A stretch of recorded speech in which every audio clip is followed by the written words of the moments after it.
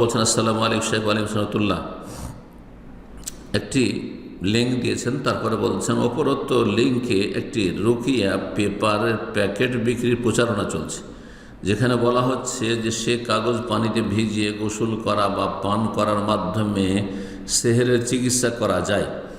এখন প্রশ্ন হলো, এমন পদ্ধতিতে বিশেষ কাগজ পেপারে কিছু লিখে তা পানিতে ভিজিয়ে পান করানো বা গোসল করানো সেহের ও রোগ ব্যাধির বিরুদ্ধে রুকিয়ার সহি আমল হিসাবে শরীয়তসম্মত কিনা, এ বিষয়ে আপনার দিক নির্দেশনা আশা করছি।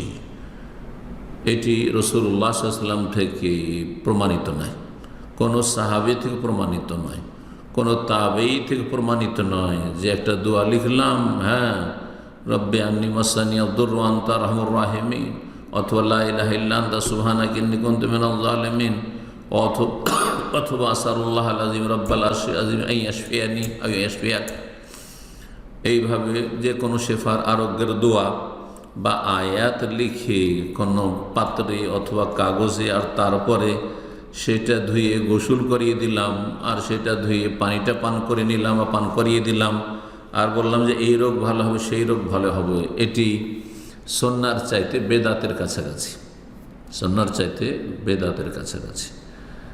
বেদাত না বলে বেদাতের কাছাকাছি এই জন্য বললাম যে ইমাম ইবনে তাইমিয়া রাহিমাহুল্লাহ এটিকে বলেছেন যে জায়েজ আছে, কিন্তু কোনো দলিল তো বর্ণনা করেননি। সুতরাং এত বড় একজন ইমাম এবং ইমাম আহলুস সুন্নাহ ওয়াল জামাত, ইমামুস সালেফিন, হ্যাঁ, তিনি বলেছেন যে জায়েজ।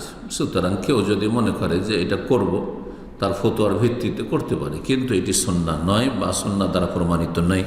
এগুলো থেকে বেঁচে থাকাটাই হচ্ছে নিরাপদ। আল্লাহু তাআলা আলাম। জি, আসসালামু আলাইকুম শেখ ওয়ালাইকুম সালাতুল্লাহ। আমার বয়স 25, বিশ্ববিদ্যালয়ের ছাত্র, ইনকাম করি না। আমার বাবার উপার্জনের উৎস দুইটি। প্রথম উৎস থেকে তিনি হালাল হারাম মিশ্রিত হারামের অংশ বেশি উপার্জন করেন। আল্লাহ তাকে হালালে ক্ষান্ত হওয়ার তৌফিক দান, হারাম থেকে রক্ষা করুন। আমাদের সকলকে আল্লাহ হারাম থেকে রক্ষা করুন। আর দ্বিতীয় উৎস হলো হালাল উপার্জন করেন। আমার জন্য কি বাবার প্রথম উৎসের উপার্জন, হালাল হারাম মিশ্রিত উপার্জন, হারাম অংশ বেশি থেকে জীবন ধারণ করা জায়েজ? আপনি সেখান থেকে নিতে যাবেন না, আপনি বলবেন যে আমার খরচ লাগবে, আমার ইউনিভার্সিটি লেখাপড়ার খরচ লাগবে। এখন উনি হালাল থেকে দিচ্ছেন না হারাম থেকে দিচ্ছেন, সেটা আপনার তদন্ত করার প্রয়োজন নেই, জিজ্ঞাসা করার প্রয়োজন নেই। আর নিজের থেকে হারামের উৎস থেকে আপনি নিতে যাবেন না, যাতে করে আপনিও হারামে জড়িয়ে না যান।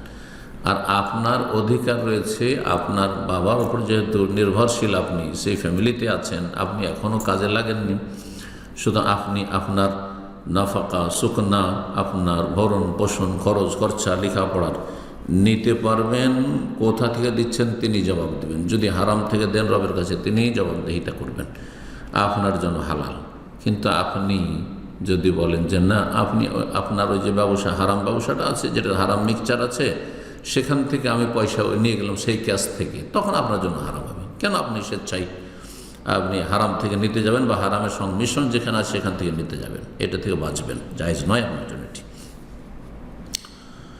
আল্লাহ সবাইকে তার ভয় ভীতি দান করেন এবং হারাম থেকে বেঁচে থাকার তৌফিক দান করেন।